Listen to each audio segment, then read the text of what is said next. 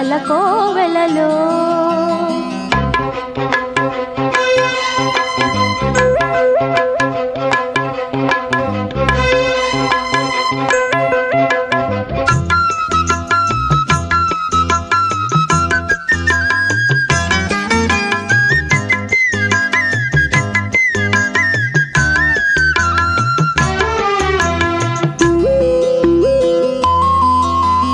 ఏ జన్మకే గమ్యమో తెలిసేది కాలానికే, ఏ పువ్వు ఏ పూజకో తెలిసేది దైవానికే.